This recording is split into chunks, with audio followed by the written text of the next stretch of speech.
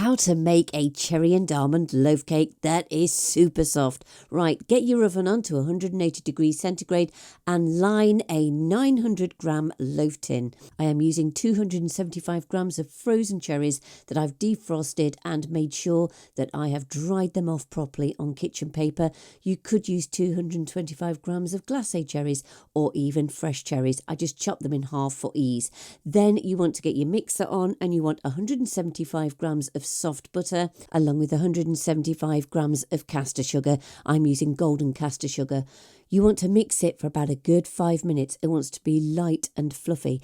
Then we're going to add in 3 eggs, one by one. What I find really useful is to just stop the machine and just run around the edge with a spatula. Then add the other egg and continue this process until you have used up all 3 eggs. I am adding in 150 grams of self-raising flour. Make sure it's in date. And then I'm going to add in 100 grams of ground almonds, 1 teaspoon of vanilla extract and 1 teaspoon of almond extract. Also 1 teaspoon of baking powder and 2 tablespoons of Greek yogurt. This helps to keep it super soft for days, if it lasts that long. Just make sure you've gone round again the whole bowl to make sure there's no pockets of ingredients. Just keep the mixture going rather steady.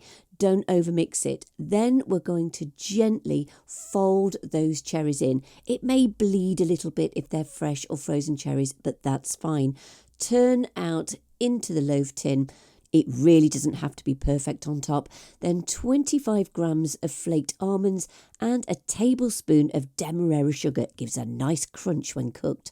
Place into the oven for around about an hour, but keep an eye on it. If at any stage you feel it's overcooking, just place a bit of tin foil on it and continue cooking until a knife comes out clean.